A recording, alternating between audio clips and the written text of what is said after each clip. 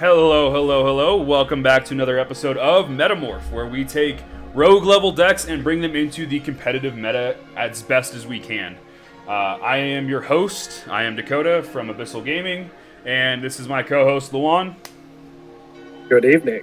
And today we have brought to you something that we think is something that could be very good with new support coming out as of recent. So today we have two lists. We have the first being Magical Muskets Pure going second build, and we have a going first list with Labyrinth.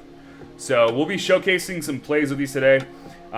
It is against now post. It's pre-ban list stuff we've played against, so could have gone differently, but today we're going to show these off. We're going to go over the going second first build first.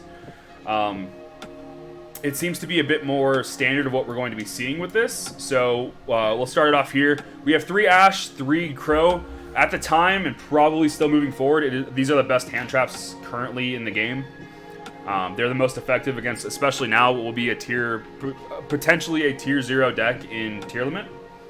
So having these at availability is very important. We are playing the One of Calamity, which isn't really something that most people play. So during either player's turn, you can activate Magical Musket spell trap cards from your hand. All Magical Muskets have this effect. It's all a major part of what they do and part of their strategy. If a spell or trap card is activated in this card's column, you can target one Magical Musket monster in your graveyard, special summon it in defense position. So it's a monster reborn. It's often why it's not seen a lot of play, but it's another name that can come up. The main hitters in this deck we'll get into momentarily. The other one of in this deck is Magical Musketeer Doc. So during either player's turn, you can activate Magical Musket spell trap cards from your hand. If a spell or trap card is activated in this card's column, you can add one Magical Musket card from your graveyard to your hand. So it kind of recurs you back your resources. But it can't be the same card as the name activated, which makes this card less good, which is why it's in here just as a one of. To the 3 ofs, we have 3 Magical Musket Caspar. So, Caspar. During either player's turn, same effect as usual. If a spell or trap card is activated in this card's column, except during the damage step, you can add one Magical Musket card from your deck to your hand, but not a card with the same name as the card activated. So this can search you a monster, it can search you a spell, it can search you a trap. It's very, very good. Kid Brave. So during either player's turn, same effect. If a spell or trap card is activated in this card's column, you can discard one Magical Musket card, draw 2. So Kid Brave provides draw power, which gets you into your hand traps. It can also get you into Super Poly and other cards like that that may not be the best at times. We're going to talk about it here in a bit, but this actually, it conflicts with other cards, which is why we're playing certain cards in this list comparatively. The last main monster in the deck is Starfire. So if a spell or trap card is activated in this card's column, you can special summon a level 4 lower Magical Musket monster from your deck in defense position, except itself. It's a recursor, so you can go Starfire into Caspar, get you into Kid Brave, or get you into Doc, or whatever else you need to go into. The one called by the grave, it's a 1-of, you gotta play it. 3 Dark Ruler, this will probably be taken out for something else, I think, moving forward. We're going to see a lot less break-a-board kind of decks, and we're going to see more how can I interrupt you and how can I prevent you from playing further. 2 Forbidden Chalice. So this is something we had talked about before. Forbidden Chalice is just a very good card. I remember playing this card in Sword Soul, and the fact that it's a quick play spell that also acts as a negate and can trigger your musket cards is very, very good. The new card in the deck is Link into the Vrains. So this card came out in the Megatons 2022. It says special summon one monster from your hand but negate its effects. Then, immediately after this effect resolves, Link summon one Link monster using monsters you control as material, including that monster. This Link summon cannot be negated. Also, your opponent can not activate cards or effects when a monster is Link summoned this way.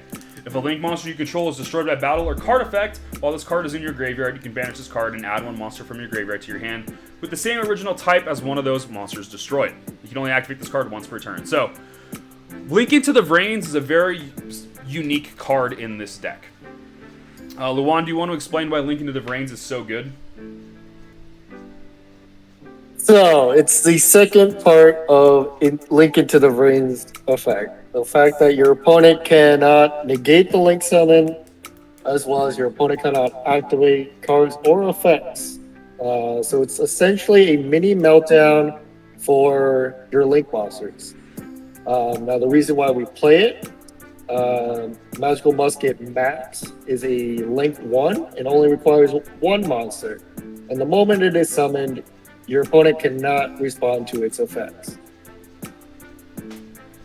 Yeah, and we'll get into Max here when we get to the extra, but Blink into the Brains is specifically here for this card. We also have so getting into the more musket style cards, 3 cross domination. Hey, thank you for the follow. So if you control a magical musket monster, target one monster on the field until the end of this turn, change its attack and defense to 0.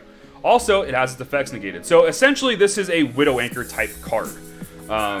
It's very good. It's only once per turn, which is fine, but the fact that you can play it from hand at any time makes this card extremely deadly. In combo with a card like Caspar or Starfire, you're going to see them summon from deck and continue your plays even further. It's a phenomenal card. It's probably the best spell that this deck has to offer in Archetype. The draw support. So we're playing 2 Pot of Desires. We've been back and forth on this between 2 Desires and 3 Prosperity. The reason I decided on Desires is because we're playing 3 Kid Brave. And Kid Brave lets you draw anyways, so if you're in a turn where you activate Pot of Prosperity, Kid Brave is immediately turned off and you can no longer get any benefit from it. It also helps you just get into your engine. We're playing a lot of 3-ofs, which means that we're going to want to see at least one copy of those 3-ofs, and mathematically it's in our favor to play Desires over something maybe else. 3 Super Poly. So, believe it or not, this deck is very defensive with Super Poly and very offensive with it. This deck does not have a lot of things in the extra deck that are required, so the fact that we can play Super Poly targets and clear our opponent's board is very crucial. Especially, again, now that we're going into a tier-heavy format, being able to Super Poly their monsters off and to make something like a Garura, and then being able to link off that Garura for something else, and getting more pluses off of that is more reason to play Desires over other things. Into the traps now, we're playing 2 Dancing Needle. So if you control a Magical Musket monster, you can target up to 3 cards in the graveyard and banish them. It doesn't have to be your opponent's graveyard alone. It can also be yours for some reason if you wanted to combo with that. But again, being in a very tier-dominant format, and Sprite for that matter, removing up to 3 cards can be huge. If they go Kitkalos and they mill 3 names, you can get rid of all 3 names in one go. 1 Magical Musket Desperado. So if you control a Magical Musket monster, target one monster on the field, destroy it. It's a good pop. This card will actually be more important when we get into the going first build that we have of this deck, but it's still a very good one of. Honestly, though, it could just be a 3rd Dancing Needle, or it could be, you could play an additional copy of this as well.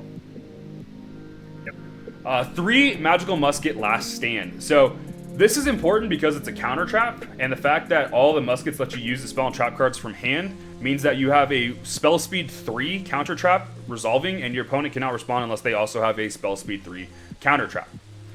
So when your opponent activates a spell or trap card while you control a Magical Musket monster, negate the activation, and if you do, destroy that card.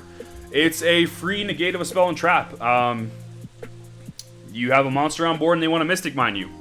Last Stand. If they try to Judgment your summon, and if they try to Judgment the Max, you can Last Stand it away. It's honestly just a phenomenal card. For the extra deck, so now we have 3 Magical Musketeer Max. So you were talking a little bit about this earlier, Lawan, so I'm going to let you take this one. Alright, so the reason why we play 3 of it just gives you so much advantage. So the moment it is link summoned, based on whether or not you activate spells or traps based on monsters your opponent controls, or you can special summon Magical Musketeer monsters equal to the number of spells and traps your opponent controls. Now this can also help you either link climb or control your opponent's board and get rid of essentially their entire field. Right, so this in tandem with Link into the Brains, let's say our opponent's on tier limit and they have, 3 monsters on board.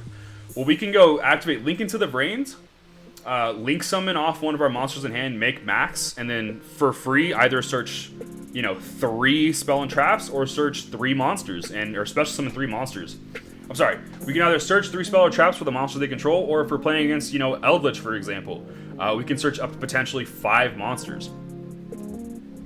And the fact that Link into the Vrains makes it so your opponent can't respond to it is very, very good for this deck. We have 1 Lina. They're light monsters. It's going to come up. It could be something else, honestly. Unicorn and Phoenix are just good cards to have. Access Code Talker is there for the cleanup plays. If you want to, if you think you can OTK, you can make the access code line and just clear your opponent's board. We are playing a few rank 4s and 3s. Dugaris lets you get some draw power going. We'll get to Fortitude in a second. Baguska is a I need a turn card. Downward we'll talk about as well. And then for our fusion package, we have Starving Venom, we have Mud Dragon, and we have Garura. So these 3 are probably going to be the most frequently summoned types in the game. You're going to have there are 3 most frequently summoned monsters. Starving Venom can hit 2 darks. Mud Dragon hits 2 monsters with the same attribute but different types. And Garura hits 2 types and attributes with different names. So going back to Fortune Tune here. So 2 level 3 monsters. This is a card that was seeing some play early on in the Virtual World build. And we discussed this as a potential Zeus target. So during neither player can target it on the field with card effects. If this card would be destroyed by battle or card effect, you can detach 1 material from this card instead. Once per turn, during your standby phase, gain 500 life. If this card is sent from the field to the graveyard, target 2 level 3 monsters in your graveyard, shuffle them both into the deck, and if you do, return this card to your extra deck. So it recurs itself. It also can put back names that you may need to put back. But mostly we're using it to go into Downward and then Zeus. There are times where you just have to wipe your opponent's board. For the side deck, we are playing 3 Nibiru. With this new format, Nibiru will probably go in over Dark Ruler. 3 Demise of the Land and 2 Mystic Mine. If you can't beat them, join them. Yep. If they didn't ban it, might as well play it. Right. We're also playing another Desperado and another Dancing Needle. These, again, are matchup dependent. Crooked Crown is an okay card. The reason we're not playing multiples of this, it's continuous. So you can only control 1 of it, and that's another reason why we're only playing 1. Special summon 1 magical monster from your hand. Go ahead. It's one of those cards for when they make you go first. Right. In that monster's... Yeah.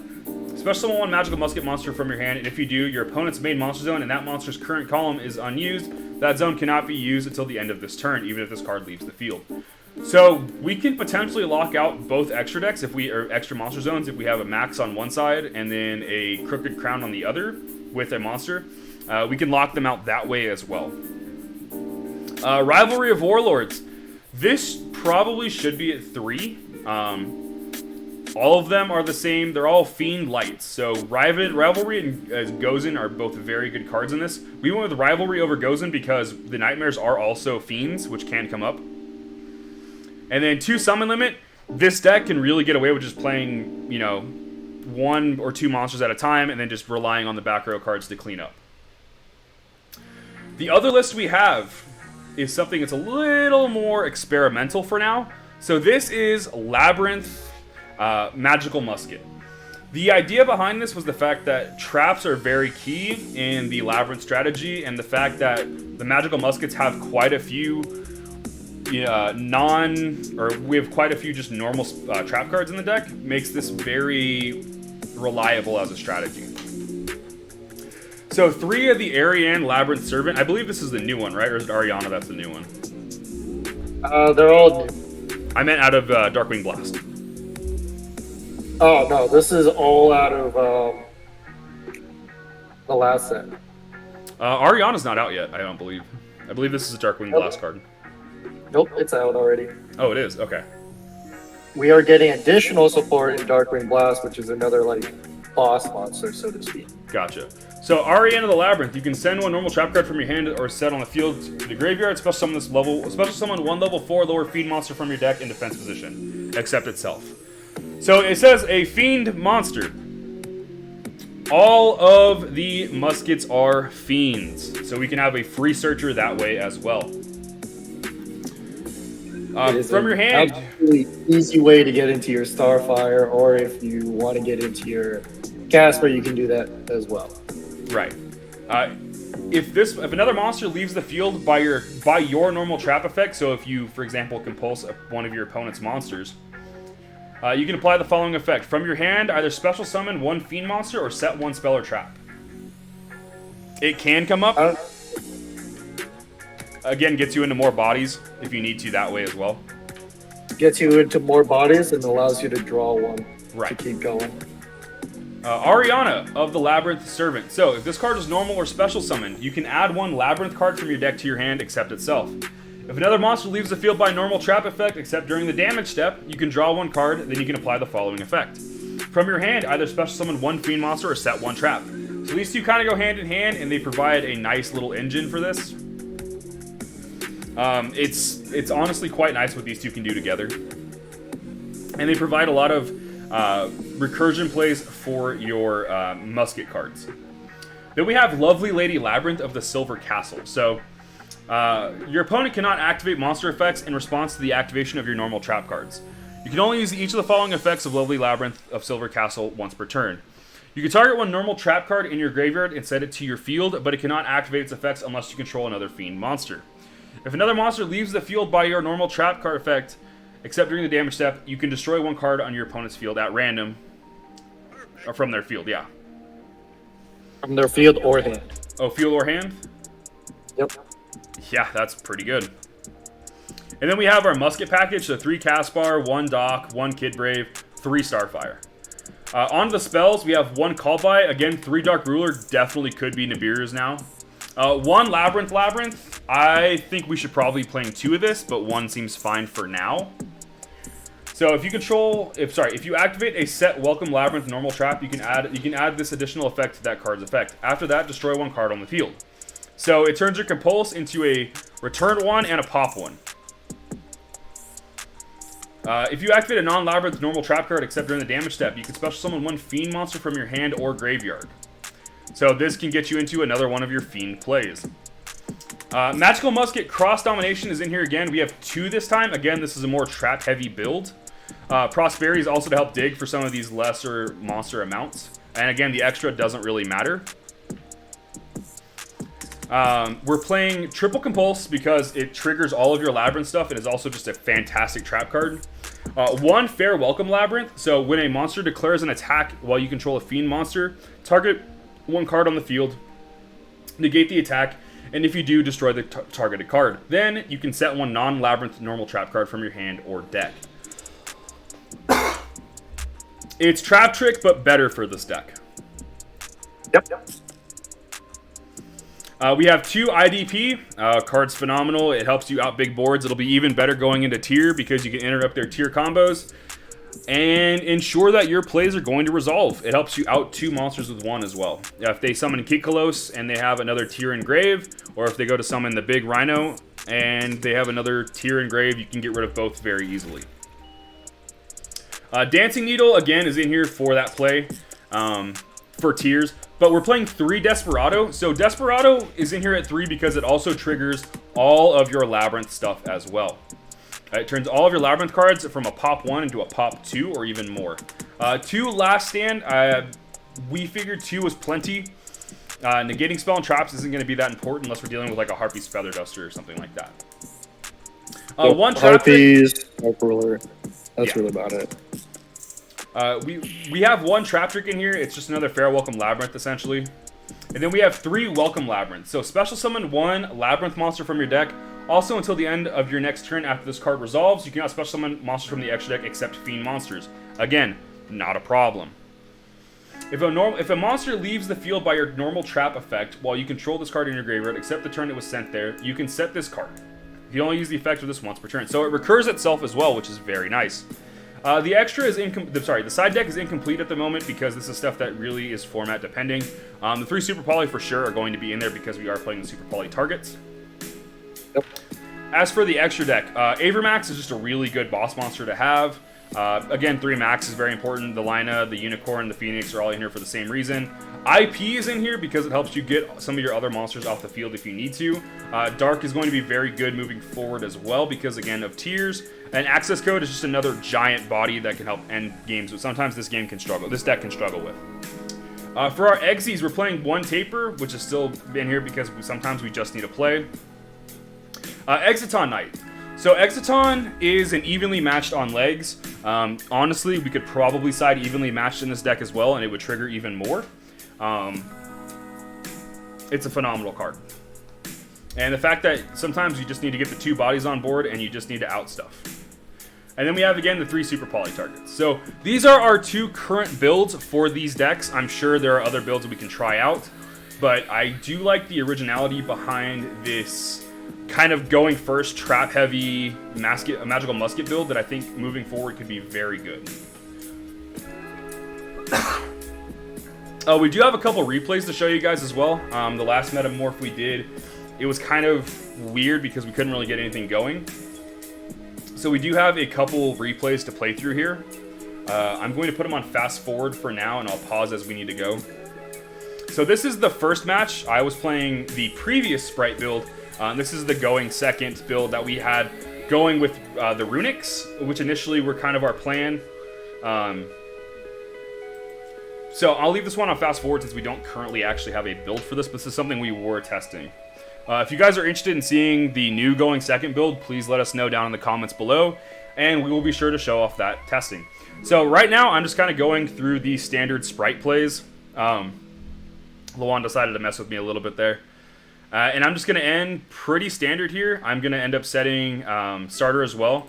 I have a Pixies, I have a Red, I have an Elf, I have a Toad, I have a Starter, and I have a Smasher set. This is probably one of the best boards this deck can produce previously.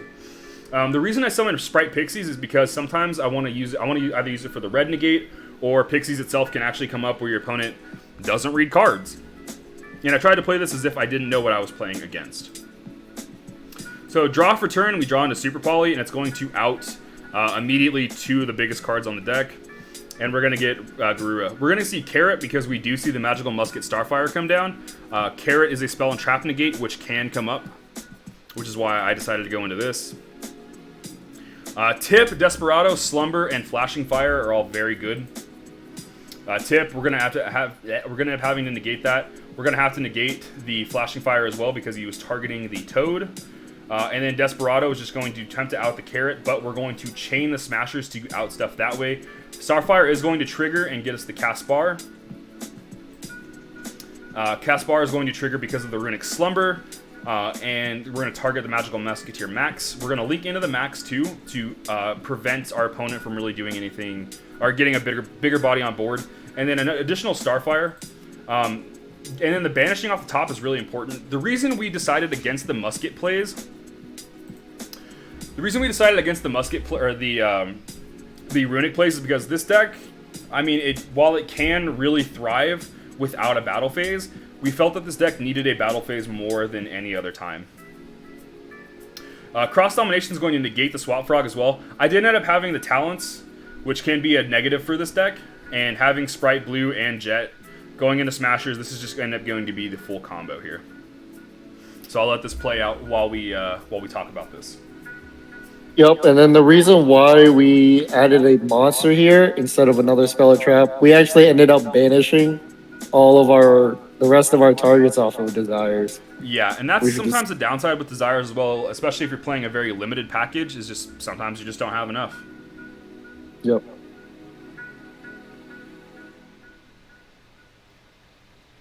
And yeah, and then the Pit Knight play was just very good for this deck. And then we have a game 2. I do end up going first again, but my hand is very interesting. So we're seeing the standard. It's almost the exact same play from the last match. I think it is almost card for card the exact same setup, except this time I actually have Ashes for interruptions as well. Yeah, it was rather unfortunate. And they have Runic Slumber, get you the body. I do negate with Toad. And then I attempt to use Elf, and he negates that as well. I do end up banishing 3 really good cards. He does go for Prosperity here for the dig to get into Starfire. I didn't know he had the Brains, so we do end up having a misplay here. He didn't know about the Ashes. What he should have done here is link into the Brains, gone into Starfire, and then into Max. I couldn't respond with Ash, and he would have received 3 additional spell and traps to go off from here. That's correct. That was my own misplay. Right. It was late. But I mean, it does happen, and the fact that we can look back at it now, the Link into the Vrains would have probably won him this game. So, now we have the Labyrinth playthrough. I end up winning the dice roll here, and I just decide to go first because it's what the Sprite deck wants to do. Starting off with Smashers is always good. Going to blue. Blue gets us into Jet. Special to Jet. Jet effect. Grabbing Smashers here. Again, going into Pixie. This play looks very similar to the last one. I swear these hands were not stacked. Elf. So Elf bring says. back Swap. Swap send Swap. Banish for Ronin. Can't do that anymore. Starting off with Prosperity, I do end up ashing it. He's going to set 4 with that. I'm going to Joe Smashers, try to hit one of the back rows just in case. Realistically, I should have just gone for the card under Starfire.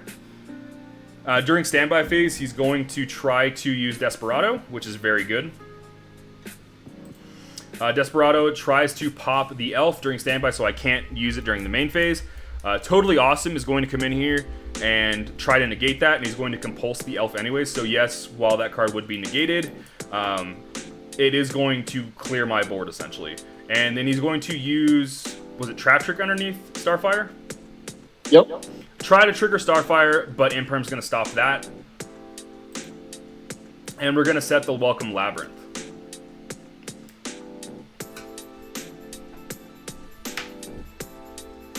And I end up having full combo here.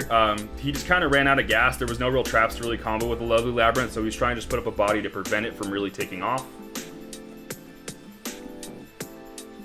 Elf, again, very similar plays. Scoop it up, go to game 2. Now, game 2 is going to be a very interesting game. We're going to start off with the Starfire, Ash, Imperm, pretty good cards. Set 1 underneath Starfire, Prosperity, grab the Swap Frog, let's go. Normal summon Swap Frog, he's going to compulse it.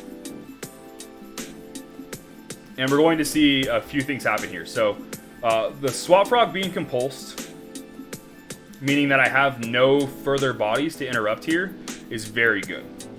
The fact that he could stop the swap play is very, very good here. He's going to pass turn, doesn't draw any spell or traps, but gets 2 more bodies out and going to swing for 4,000 exactly. I'm going to try and go for Swap and Jet here.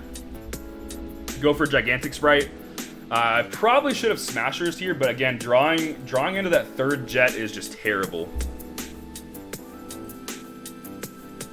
I'm going to set Ronin, set Smashers. I have some kind of plays here.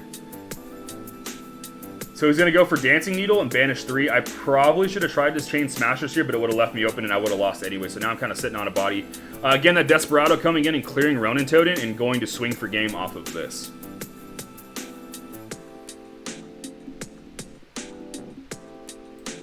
And then we have game 3. Game 3 was more of a blowout game, honestly. He just didn't open Ideal, which doesn't help.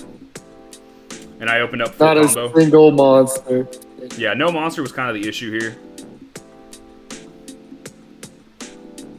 Going to Sprite. Again, very same plays I was making before. Going into Elf. Elf bringing back Swap. Swap sending. Linking 2, making early, and then making the Totally Awesome with setting a starter and a Smashers. Adding the call by is very crucial here. I end up missing that because he goes to activate it, the Labyrinth, which I need to stop, and then he call buys the Toad, which is very good. Elf brings out blue, and I do end up getting some extension here, and I going into Carrot to have a little bit of protection, chaining Smashers, and then again trying to go after some back row here. I end up hitting the Last Stand, which in hindsight does nothing. Special the Jet, searching our 2nd Smashers. Ronin Totem again, bringing it out, making Onibaru this time.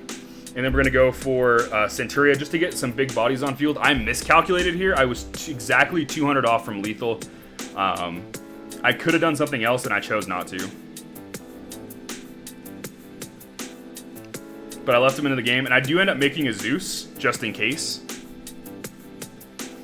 Carrot, negate the desires. Welcome Labyrinth brings out the big body. Labyrinth triggers. Smashers will banish. Because of the Welcome Labyrinth, it will still resolve and pop my Zeus. I believe it doesn't target. Yeah. So I had no way of knowing what I was going to lose off of that. And then I'm just going to swing for game. Unfortunately, just didn't see a monster, and that's really what it was. But that is going to do it for our Meta-Morph. Thank you all for tuning in. If you enjoyed the content, please drop a like, subscription, and a comment if you would like. It really helps us grow and continue to grow our brand. Please check out our Twitch at twitch.tv/abyssal_gaming_YGO, and we'll see you then.